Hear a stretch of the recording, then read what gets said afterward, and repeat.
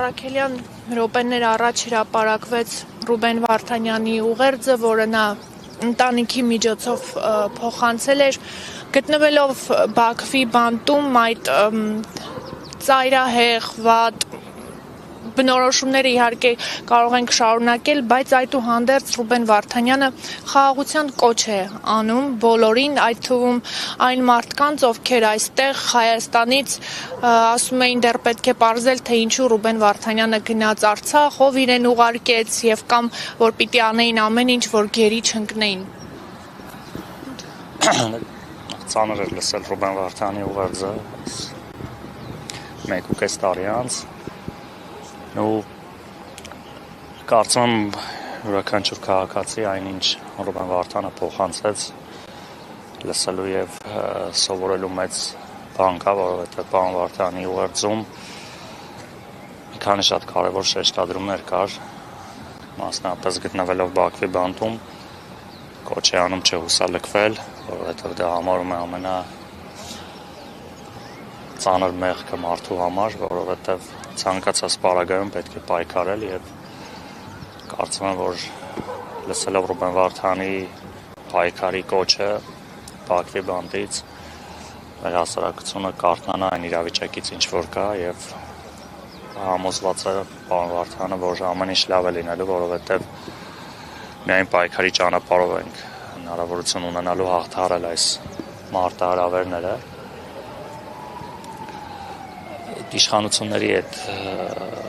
ասածներին անդրադառնալու իմաստ չկա, հուսով եմ իշխանություններն մի քանի անգամ կլսան Ռուբեն Վարդանի ուղերձով ու ինձ հասարակության ճնշող մեծամասնության համար թե ով է Ռուբեն Վարդանը պարզ է, այնպես չէ, որ այս ուղերձով պետք է ճանաչենք, բայց մի շարք ստահակներ հուսով եմ այս ուղերձից հետո կվերաիմաստավորեն իրենց մտքերը, իրենց գաղափարները, թե ինչ մեղադրանքներ ու ինչ վարքագիծ էին դրսևորում պարոն Վարդանյանի նկատմամբ։ Նույնիսկ Բաքվի բանտում գտնվելով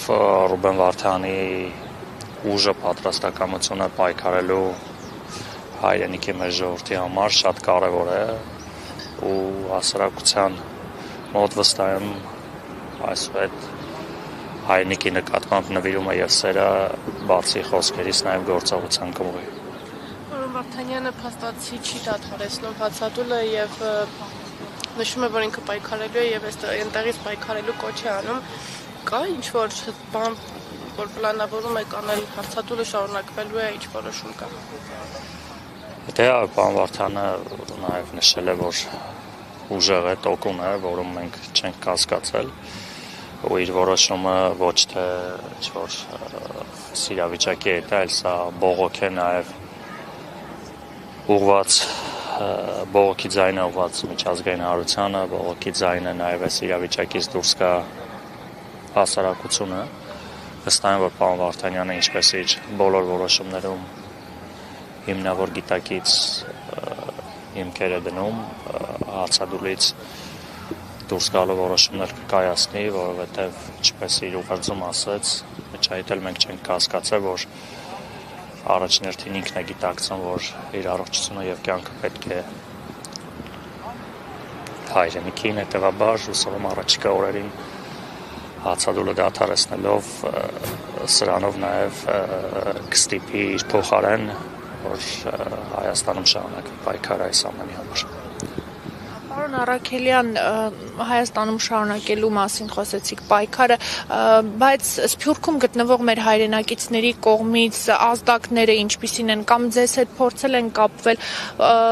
կան մարդիկ, ովքեր նշում են, որ պետք է միավորվել նաև դրսում միջազգային հանրությանը կոչ անելով, միջազգային դեսպանատների մոտ ակցիաներ անելով, պահանջելով, որ ուշադրություն դարձնեն մեր գերիներին։ Իհարկե կարևոր է նաև Սփյուռքի ռեսուրսը օգտագործել եւ յուրաքանչյուր ոք, յուրաքանչյուր խումբ իր հնարավորության ու գաղափարների շրջանակներում միշտ ազատ է, այսինքն սա ինչ-որ 1-2 հոգու կազմակերպման առաջնորդության խնդիր չէ, Երևանում էլ բազմաթիվ խմբեր իրենց ակցիաներն են կազմակերպում, սա ամենը նվիրում է հայրենիքին, որովհետև գերիների վերադարձը ոչ թե այդ անձերի վերադարձը եւ այդ անձերի հետ կապ ունեցող մարդիկ պետք է զբաղվեն, առաջին հերթին դա մեր արժանապատվության հարցն է, որ Բաքվի բանտում հայ չպետք է լինի, հետևաբար ես էլ հերթական անգամ կոչ եմ անում յուրաքանչյուր խումբ, կլինի Հայաստանում, կլինի Սփյուռքում, ցույց տա, որ մեր ժողովուրդը պատասխանատու է մեր հայրենակիցների համար եւ պայքարելու է, որպեսզի այս մղձավանջից դուրս գանք։